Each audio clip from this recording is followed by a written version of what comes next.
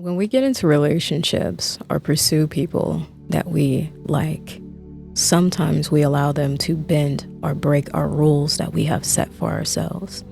We lose the logical side, the side that helps us navigate through this relationship and know what's right for us.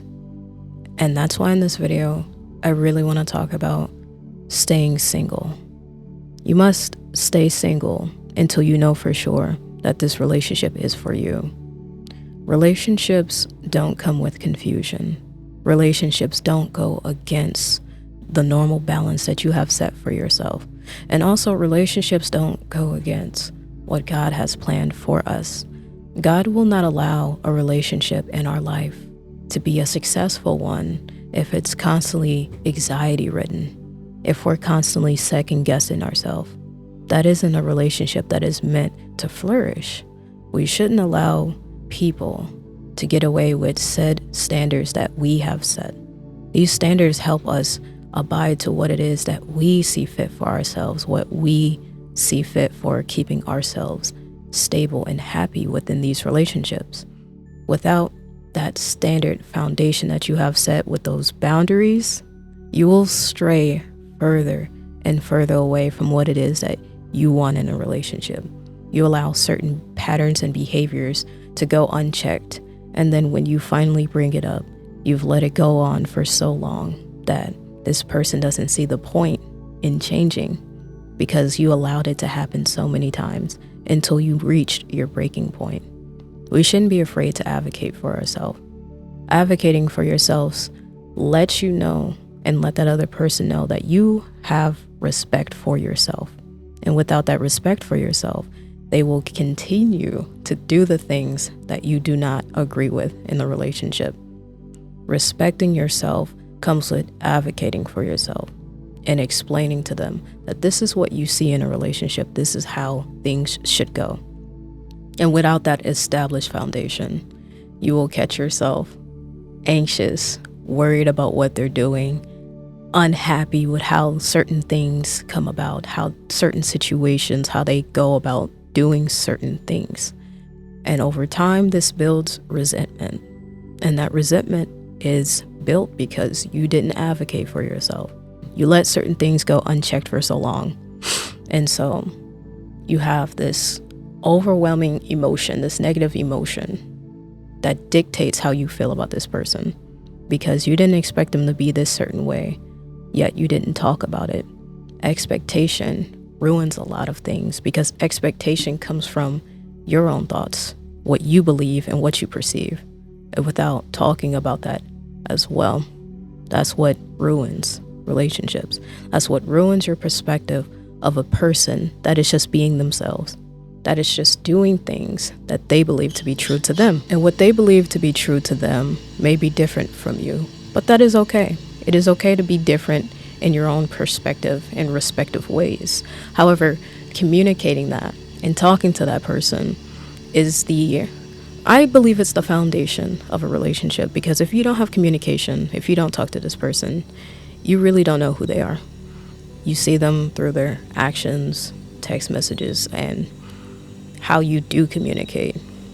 But if you want more, if you need more, if you need reassurance, you must talk to that person that you're getting into a relationship with. It is you and that other person. And I'm talking about one-on-one relationships, polyamorous, and all the other things, being with multiple people. It still applies. However, that's not my focus of this video. My focus is when you come together with a person, right? A person that you like, do not start allowing things that you wouldn't allow in a normal relationship to pass just because you're afraid that that person will leave you or go to someone else. See, we want people to accept us for who we are, and we're afraid of being our true self at the beginning of a relationship because we don't know how this person perceives us. We don't know how this person will react with our personality, our being. And not knowing how this person will respond to our nature, we suppress certain parts of us that come out throughout the relationship. And this person could also be suppressing themselves in their respective way because they too might feel the same way. But then also, these people may not suppress certain things and they show you blatantly, this is who I am, this is how I see you, and my actions also show you how I feel about you. You cannot ignore what people's behaviors are. If someone shows you exactly who you are, who they are, not who you are. If someone shows you exactly who they are, you must believe them. And truth be told, believing them the first time actually makes a lot of sense because people do not change quickly. It takes time to change behavior because this is something that they are conditioned to do. And if they truly want to change, they will change alongside you. They will change for you because they see you as a valuable person. They see you as a person worth changing for. And if they don't see you as a person worth changing for, they will continue doing patterns that you bring up when you communicate them, when you talk to them about it. And that's why you should never suppress anything that you want to talk about. You should never suppress anything that you feel iffy about just because you're afraid how the conversation will go. You need conversation in order to understand one another. You cannot mind read somebody. And I don't believe in people should automatically know how to love you. You know how to love someone by being attentive. You watch them, you listen to them, and you see their behaviors. And you counteract your behavior to their behavior in a positive way, not in a negative way. You take what this person is, all that they are, and that is your response to them. You respond to what you are given. And with your reaction, when it comes to negative reaction, that is up to you to control. With your emotions tied into it, things can get extremely emotional and really drawn out of proportion due to how you're thinking in that moment.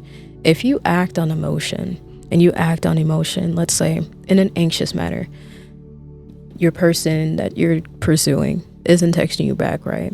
You're wondering, where are they at? You told them that you want a response. You want to at least know what they're getting into before you go off on a tangent, trying to figure out all the things that they could be doing. That anxious side, that anxious behavior is something that you must learn how to control within yourself. That reassurance is definitely something that should come from your partner on their behalf because they will respect you for having this boundary. Like, okay, bet I can send you a text message and to let you know that, hey, I'm currently busy right now.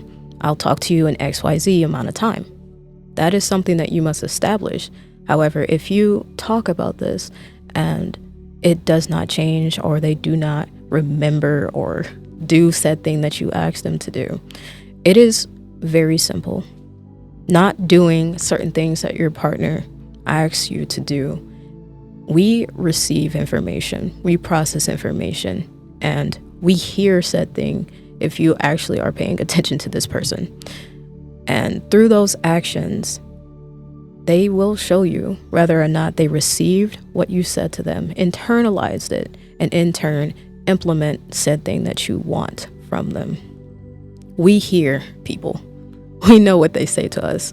And if you have heard said thing multiple times, your actions that follow let you know whether or not they respect you, whether or not they care about you in the way that you want them to, because you've expressed yourself.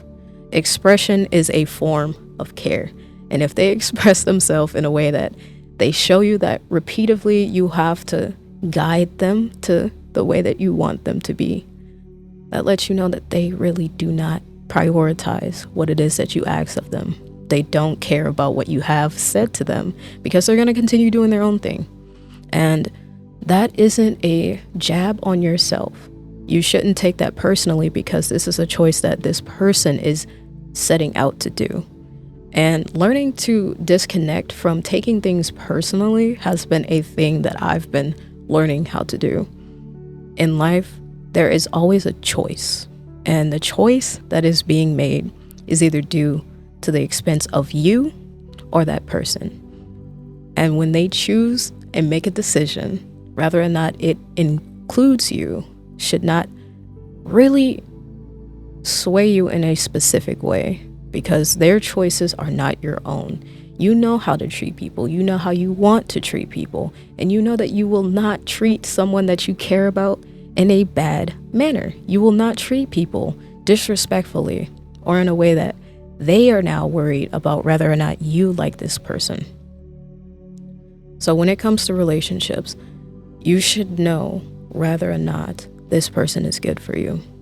And if there are things that this person does that you've talked about, you've mentioned, and you don't see change, and it's been going on for a long period of time, you should quite literally break up with that person. You should break away from that situation. That is a key sign that you should be single. And when you enter into being single, being by yourself, you can evaluate situations, you can evaluate relationships that you have with people, and you can take account of what you can and cannot handle. Within your single season, it is not about isolation. I've mentioned that in my previous video. It is about truly knowing what you want and knowing that you deserve the respect from what it is that you communicate about. And once you establish that foundation, you'll be able to depict on whether or not people are actually worth your time. Being single is not a terrible thing. It is a self-reflective moment. However, when you're in a relationship, you can see how far you've grown within being single, and you know exactly what it is that you desire.